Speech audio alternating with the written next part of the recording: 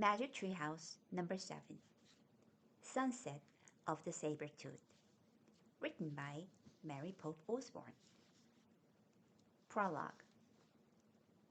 One summer day in Frog Creek, Pennsylvania, a mysterious treehouse appeared in the woods. 8-year-old Jack and his 7-year-old sister Annie climbed into the treehouse. They found it was filled with books.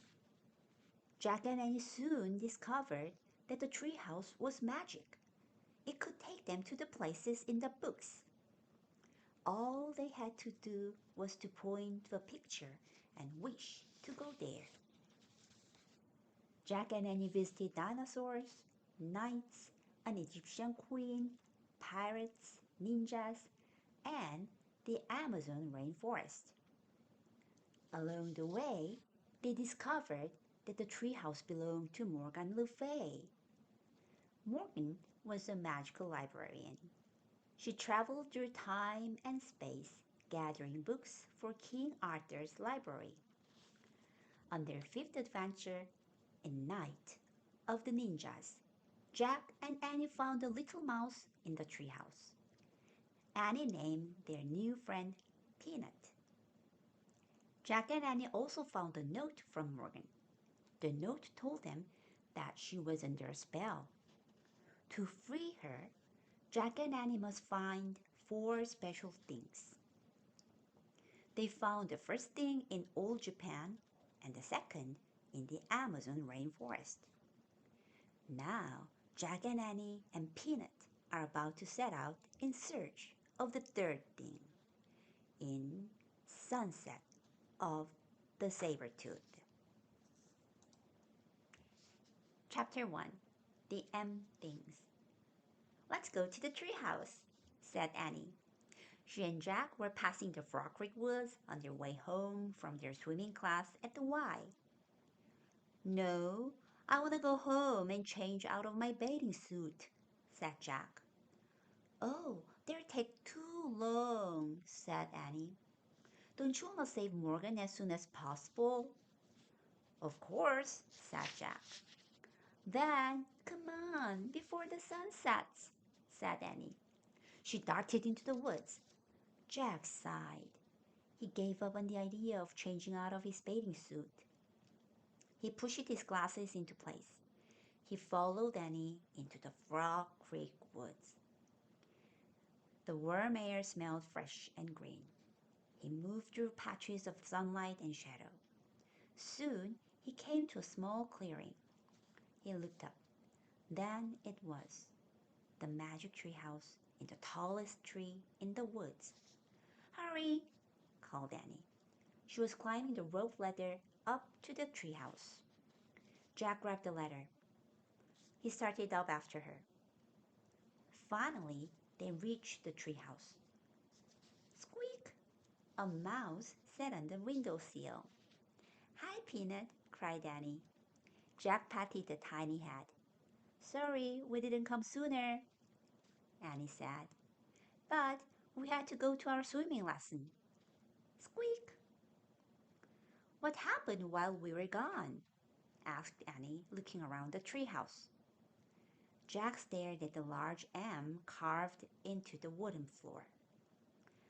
On the M were a moonstone and a mango, the special things they found on their last 2 journeys. Hey, guess what? Said Jack. Moonstone and mangoes start with the letter M, just like Morgan. You're right, said Annie.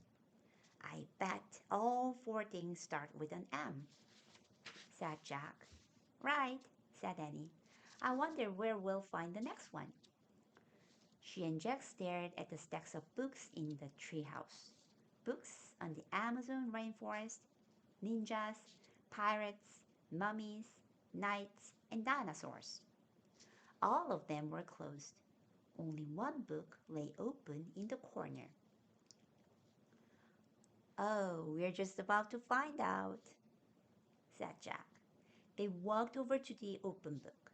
They looked at the page the book was opened to. It showed a picture of rocks and snow.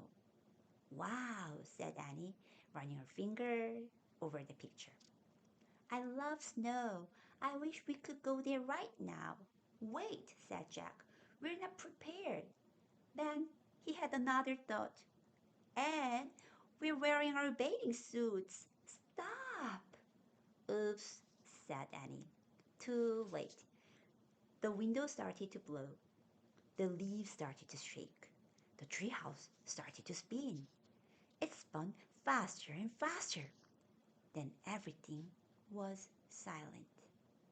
It was as silent as the falling snow. Chapter 2 Bones. Jack, Annie, and Peanut looked outside. Snow was falling from a gray sky.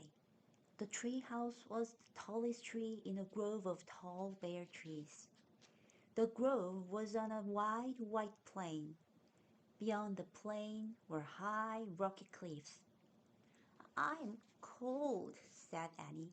Her teeth chattered. She wrapped her towel tightly around her. Squeak! Peanut sounded cold too. Poor mouse, said Annie. I'll put you into Jack's pack. You'll be warmer there. Annie slipped Peanut into the pocket of the backpack. We have to go home, said Jack. We need warmer clothes. We can't go home, said Annie. We can't find the Pennsylvania book. Not until our mission is complete, remember. That's the way the magic works. Oh, right, said Jack. He looked around. There was no sign of the Pennsylvania book that always took them home.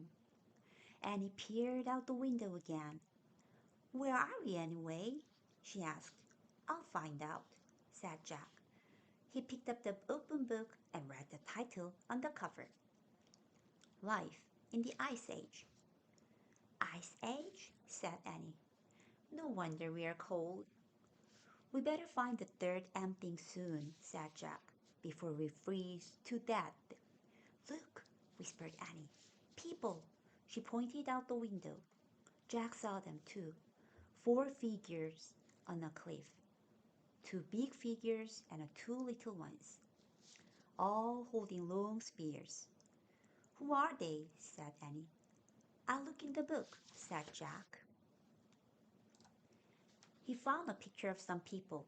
He read the caption to Annie. Early modern humans were called Cro-Magnons. During the late Ice Age in Europe, they sometimes lived in the caves beneath cliffs. Why are they carrying spears? Said Annie. Jack turned the page. He found another picture of the Cro-Magnons. He read aloud. The Cro-Magnon family often hunted together. They covered deep pits with branches. Then they drove reindeer and mammoths into the traps. Oh, trapping the animals. That's sad, said Annie. No, it's not, said Jack. They couldn't live without hunting. They didn't have supermarkets, you know. They watched the family disappear over the other side of the cliff. Come on, I'm freezing, said Jack. Let's hurry and find the M-thing while the Cro-Magnons are hunting. But I want to meet them, said Annie. Forget it, said Jack. They don't have books that tell them about us. They'll think we're some enemy and hurl their spears. Yikes, said Annie. Jack put his book away. Squeak! Peanut peeked out of the backpack. Stay in there, said Annie. Jack pulled on his pack and started down the rope ladder. Annie followed. On the icy ground, they huddled together. The wind was biting. Jack put his towel over his head. Snow blew against his glasses. Hey, Jack, said Annie. Look at me. Annie had put on her swimming goggles. Now I can see, she said. Good thinking, said Jack. Now cover your head with your towel. Most of your body heat is lost through your head. Annie wrapped her towel around her head. We should find a cave or someplace warmer, said Jack. I bet there are caves in those cliffs, said Annie. She and Jack started across the white plain. The snow wasn't deep yet, but the wind was blowing hard. I told you, and he pointed to an opening in the rocks. A cave. They ran to it. Careful, said Jack. They stepped carefully into the shadowy cave. It was only slightly warmer inside, but at least the wind wasn't blowing. In the gray light, they stamped the snow off their sneakers. Annie took off her goggles. It smells in here, said Jack. Yeah, like a wet dog, said Annie. Let me see what I can find out, said Jack. He pulled out the Ice Age book. I'll look around, said Annie. Maybe the ant thing is here. Then we can go home and let get warmer. Jack stood by the entrance so he could read the book. This cave is filled with sticks, Annie said. What? Said Jack. He didn't look up from the book. No, wait. I think they're bones, said Annie. Bones? Echoed Jack. Yeah, lots of them back here, all over the floor. Jack turned the pages of his book. He found a picture of a cave filled with bones. I hear something, said Annie. Jack read the writing below the picture of the cave. It said, The great cave bears of the Ice Age were over 8 feet tall. These bears were larger and fiercer than today's grizzlies. Their caves were filled with the bones of their ancestors. Annie, whispered Jack, get back here now. They were in the cave of a great cave bear.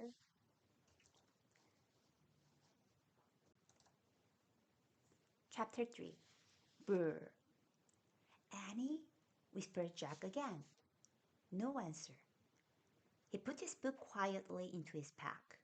He stepped deeper into the cave. Annie, he said a little louder. Jack stepped on the bones. The wet dog smell grew stronger. He kept going deeper into the smelly blackness. He ran into something. He gasped. Jack, said Annie, is that you? Didn't you hear me calling? Jack whispered.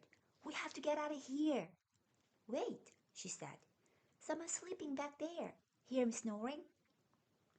Jack heard a low, deep moaning. It was loud, then soft. Loud, then soft. That's not a person, he said. It's a great cave bear. A booming snore shattered the air. Yikes, said Annie. Go, go, said Jack. He and Annie ran through the cave, over the bones, and out into the falling snow. They kept on going. They ran between fallen rocks and under jagged cliffs. Finally, they stopped and turned around. All they could see was snow and rocks and their own footprints. No bear. Phew, said Annie. That was lucky. Yay, said Jack. He probably never even woke up. We just got in panic. Annie huddled close to Jack. Brr, I'm freezing, she said. Me too, he said. He took off his glasses to wipe off the snow.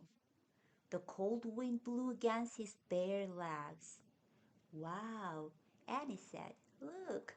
She pointed to something behind Jack. What? Jack put his glasses back on and turned around. Under a cliff was a wide ledge. Under the ledge was another cave. Only this cave seemed to have a golden glow. This one looked cozy and safe and warm. Chapter 4. Cave Kids. Jack and Annie crept to the cave and peeked inside. A small flame danced from a bed of glowing coals. Near the fire were knives, axes, and hollowed out stones. Animal skins were neatly stacked against the wall. People must live here, said Annie. Maybe it's the home of the Cro-Magnons we saw, said Jack, looking around. Let's go inside and get warm, said Annie. Jack and Annie moved quickly to the fire and warmed their hands. Their shadows danced on the stone walls. Jack pulled out his Ice Age book. He found a picture of a cave. He read, Cro-Magnons made many things from animals, plants, and stone. They made flute-like musical instruments from mammoth bones. They made ropes by braiding plant fibers. They made axes and knives from stone. Jack pulled out his notebook and pencil. He started the list. Cro-Magnons made bone flutes, plant ropes, stone axes, and knives. Ta-da! Said Annie. Jack looked up. Annie was wearing a coat. It had a hood and long sleeves. It went all the way down to her sneakers. Where did you get that? Said Jack. From the pile of furry skins, said Annie, pointing. This must be their clothes. Maybe they're being mended. She picked up another coat and handed it to Jack. Try one. It's really warm, she said. Jack put his backpack towel down on the hard dirt floor. He slipped on the coat. It did feel very warm and soft. We look like cave kids, said Annie. Squeak! Peanut picked out of Jack's pack, lying on the floor.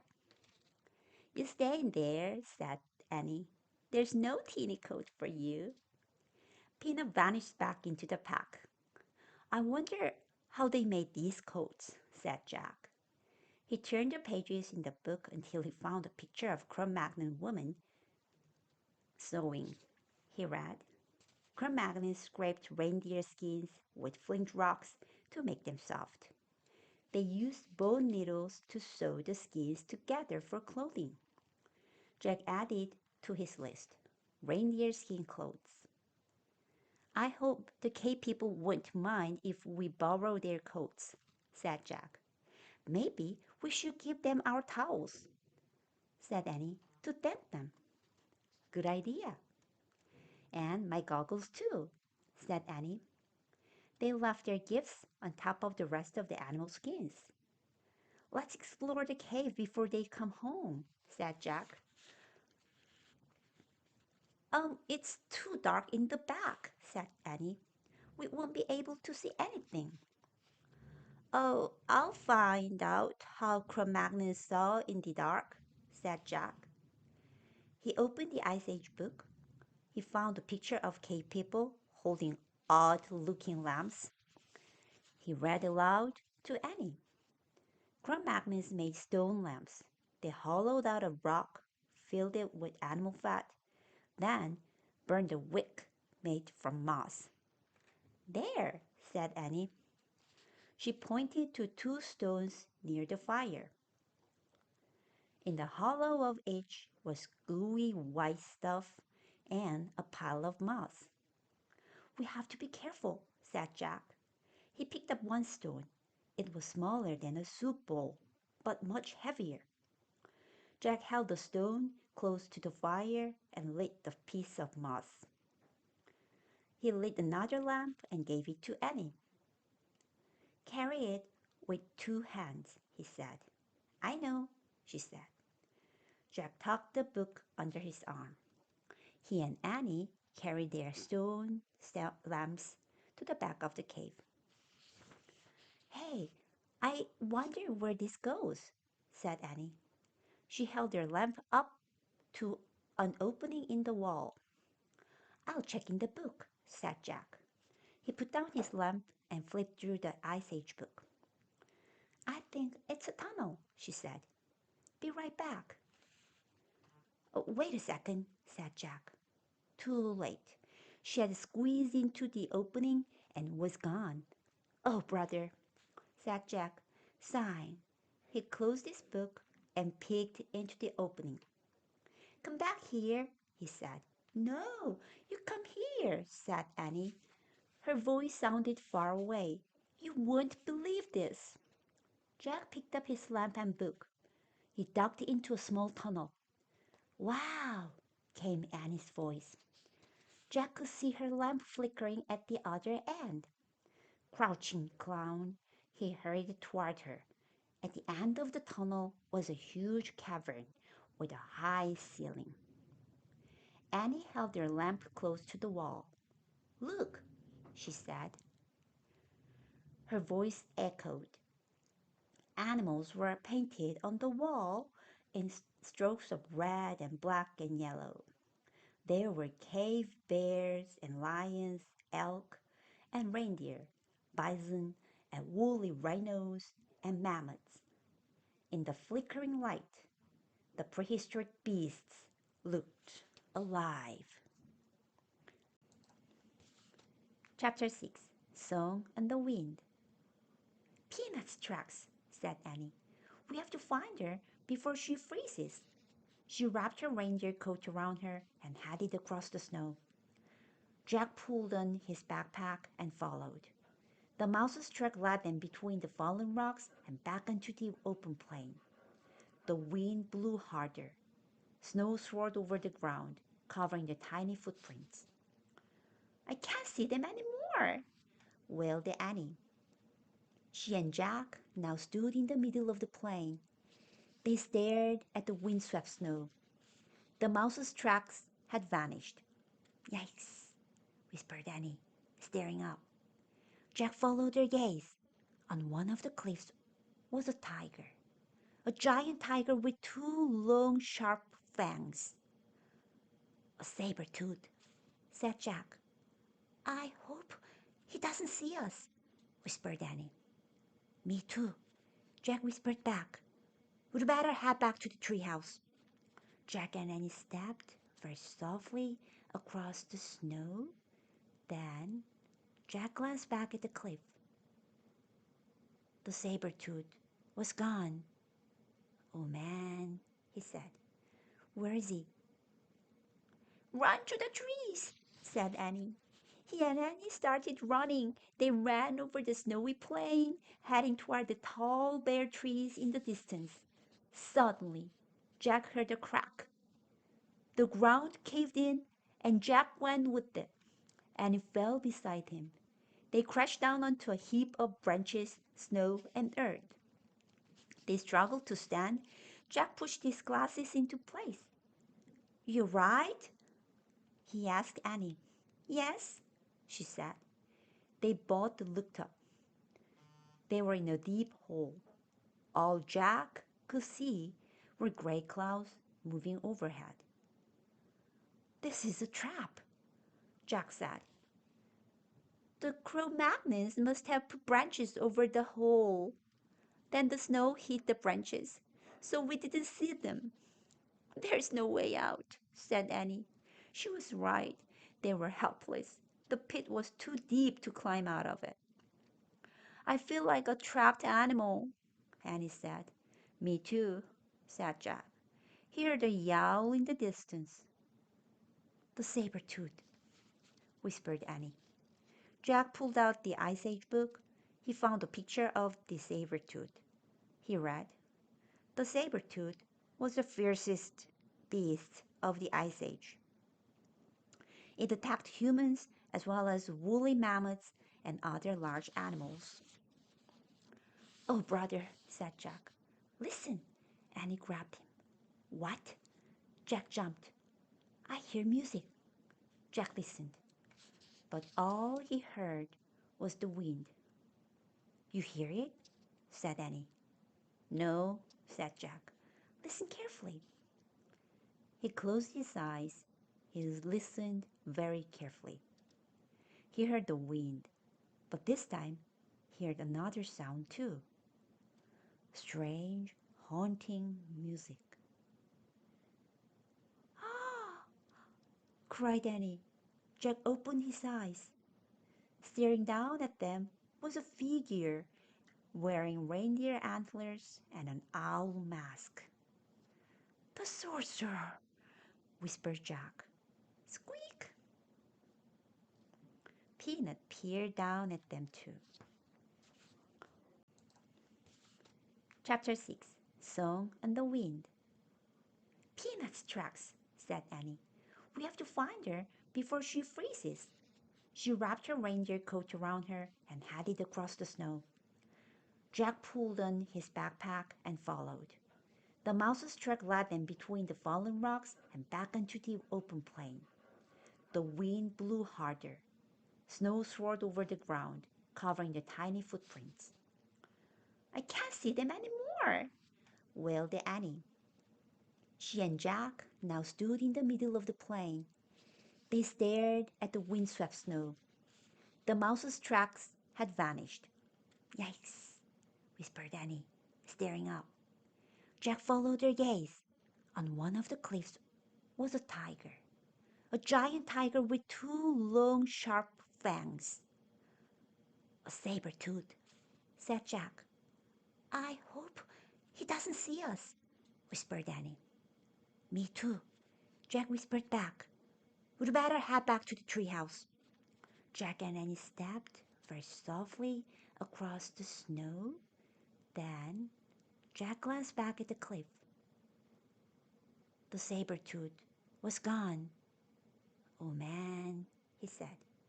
Where is he? Run to the trees, said Annie. He and Annie started running. They ran over the snowy plain, heading toward the tall bare trees in the distance. Suddenly, Jack heard a crack. The ground caved in, and Jack went with it. Annie fell beside him. They crashed down onto a heap of branches, snow, and earth. They struggled to stand. Jack pushed his glasses into place. You right? He asked Annie. Yes, she said. They both looked up. They were in a deep hole.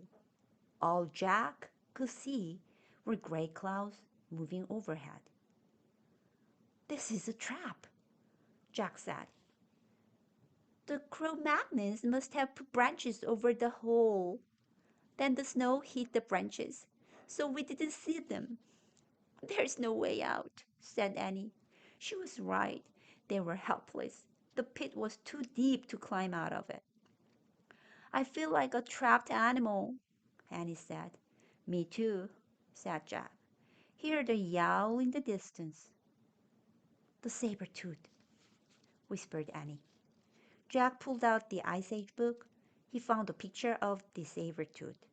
He read, The saber-tooth was the fiercest beast of the Ice Age. It attacked humans as well as woolly mammoths and other large animals. Oh, brother, said Jack. Listen. Annie grabbed him. What? Jack jumped. I hear music. Jack listened. But all he heard was the wind. You hear it? Said Annie. No, said Jack. Listen carefully. He closed his eyes. He listened very carefully. He heard the wind, but this time he heard another sound too. Strange, haunting music. Ah! cried Annie. Jack opened his eyes. Staring down at them was a figure wearing reindeer antlers and an owl mask. The sorcerer, whispered Jack. Squeak! Peanut peered down at them too. Chapter 7. The Sorcerer's Gift. The sorcerer didn't speak. He stared through the eye holes of the owl mask. Help us, please, said Annie. The sorcerer threw a rope into the pit. Jack grabbed it. You want to pull us up, said Annie. Jack looked up. The sorcerer was gone. Where did he go? Jack said. Tug on the rope, said Annie. Jack tugged. The rope tightened. It began rising. I'll go first, said Annie cheerfully. Annie, this isn't a game, warned Jack. Don't worry, I'll be careful. Jack gave her the rope. Okay, but hold on tight, he said. Annie held the rope with both hands. She pushed her feet against the side of the pit. She rose into the air with the rope. She kept pressing against the side of the pit until he reached the top. Jack saw the sorcerer reappearing and helped Annie up. Then they moved out of sight. Jack was puzzled.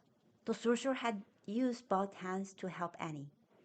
So, who held the other end of the rope? Wow, came Annie's voice. What's going on? Jack wondered. The sorcerer came back and threw the rope down again. Jack grabbed it, and the rope started to rise. Jack held on tight. He started up. His hands burned. His arms felt as if they were being pulled out of their sockets. But he kept his hold on the rope and his feet against the side of the pit.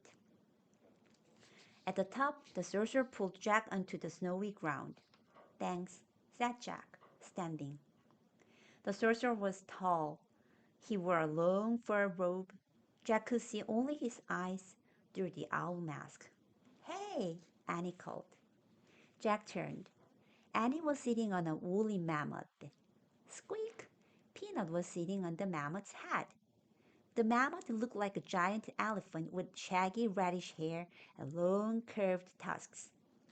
The other end of the rope was around the mammoth's huge neck.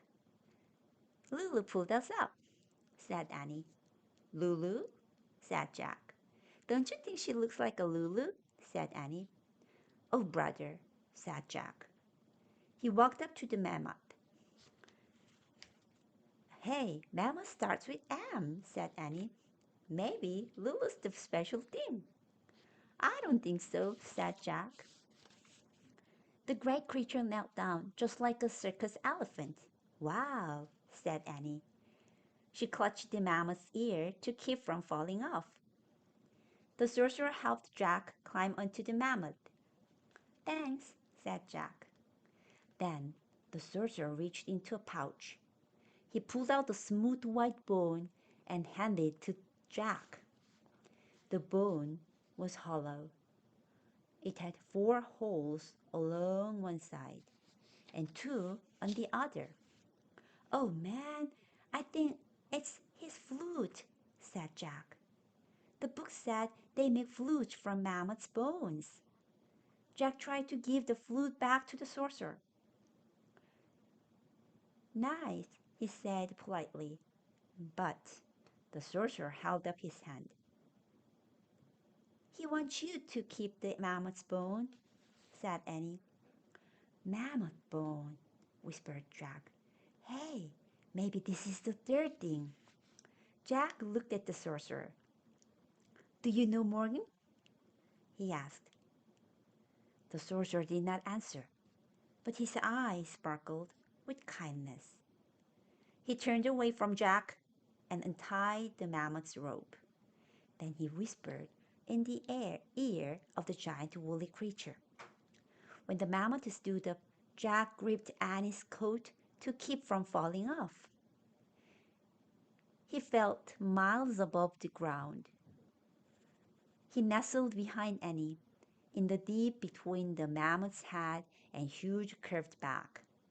The mammoth took slow, plodding steps across the snow, then picked up speed. Where are we going? Said Jack as they bumped up and down. To the treehouse, said Annie. How does he know where it is? Said Jack.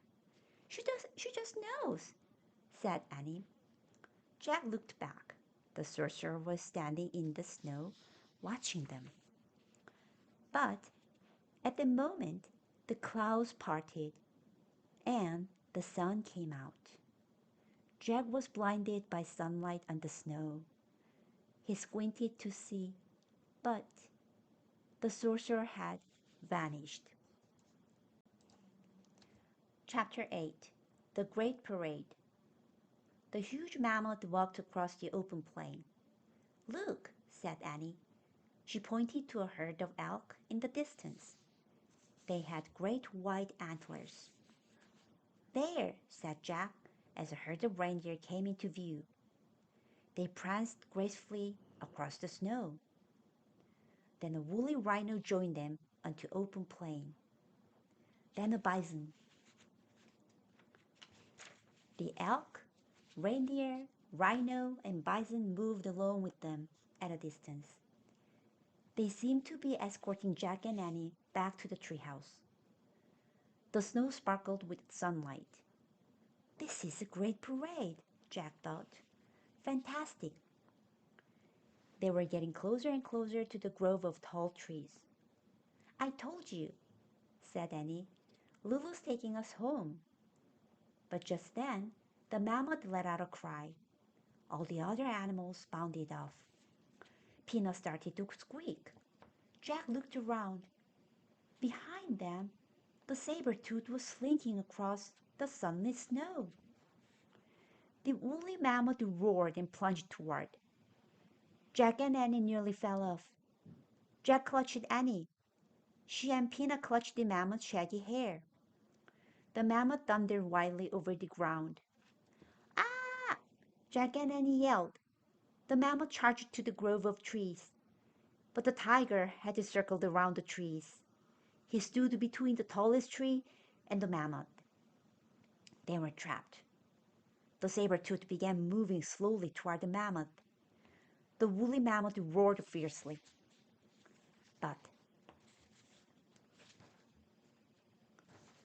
Jack knew a saber-tooth could kill any creature, including a mammoth. The huge tiger's head was down. His burning eyes were fixed on the mammoth. His long white fangs glinted in the sunlight. Chapter 9. Master of the Animals. The saber-tooth crept forward. Jack stared in horror. Play the flute, whispered Annie. Is she nuts? Jack thought. Try, said Annie. Jack held the mammoth bone flute to his lips. He blew. The flute made a strange sound. The tiger froze. He glared at Jack. Jack's hands shook. The tiger growled. He took another step. The mammoth roared and stomped the ground. Play it, said Annie. Keep playing. Jack blew again. The saber-tooth froze again. Jack kept blowing until he ran out of breath. The tiger snarled. He's still here, whispered Annie. Keep it up. Jack closed his eyes. He took a deep breath. Then he blew as hard and as long as he could. He covered and uncovered the holes on the bone. The music sounded strange, as if it were coming from another world. He's leaving, Annie whispered. Jack raised his eyes. The saber-tooth was slinking off toward the cliffs. We did it, said Annie. Jack lowered the flute. He felt very tired. The mammoth waved her trunk happily. To the treehouse, Lulu, said Annie. The woolly mammoth snorted. Then he lumbered over to the tallest tree. From the back of the mammoth, Jack grabbed a rope ladder. He held it for Annie. She stroked the mammoth's giant ear. Bye, Lulu. Thank you, she said. Annie grabbed the rope ladder. Then she started up. Peanut climbed up too. After they disappeared into the treehouse, Jack climbed onto the ladder. He looked back at the woolly mammoth. Bye, girl, he said. Go home now and watch out for the saber-tooth. The mammoth walked away into the sunset. When Jack couldn't see her anymore, he started up the rope ladder. He pulled himself into the treehouse. Ta-da, said Annie. She handed the Pennsylvania book to Jack. Jack smiled. Now he was positively they had found the third M thing. Their mission was complete. Before we leave, we have to give our coats back, said Annie. "Oh, right," said Jack. They took off their reindeer skin coats and dropped them to the ground. "Brr," said Annie. "I hope the Cro-Magnon people find them." Jack stared out the window. He wanted to take one last look at the prehistoric world. The sun was setting behind the hills. Four people were crossing the snowy plain. It was the Cro-Magnon family. "Hey!" shouted Annie. "Shh!" said Jack. The Cro-Magnon stopped and peered in Annie and Jack's direction. "We left your reindeer skins down there." Annie pointed to the ground. The tallest person stepped forward and raised the spear. "Time to go," said Jack. He grabbed the Pennsylvania book. He found the picture of Frog Creek and pointed at it. "I wish we could go home," he said. "Goodbye, good luck," Annie called, waving out the window. The wind started to blow, and the tree house started to spin. It spun faster and faster, then everything was still, absolutely still. Chapter 10. This Age. Birds sang. The air was soft and warm. "I hope they find their coats," said Annie. "Me too," said Jack. He pushed his glasses into place. Squeak! "Hey, you! How did you find the sorcerer?" Annie asked Peanut. Squeak! "It's a secret, huh?" said Annie. She turned to Jack. "Where's the flute?" He held up the mammoth bone. Then he placed it on the M carved into the floor, next to the mango from the rainforest, next to the moonstone from the time of ninjas. "Moonstone, mango, mammoth bone," Annie said. "We need just one more M thing. Then Morgan will be free from her spell." "Tomorrow," said Jack. Annie patted Peanut on the head. "Bye, you," she said. She started down the rope ladder. Jack gathered his things. He paused and glanced at the mouse. She stared at him with big brown eyes. "Thanks again for helping us," he said. Then he climbed down the rope ladder and jumped onto the ground. Jack and Annie ran through the Frog Creek woods into their street. Their neighborhood looked rosy in the sunset.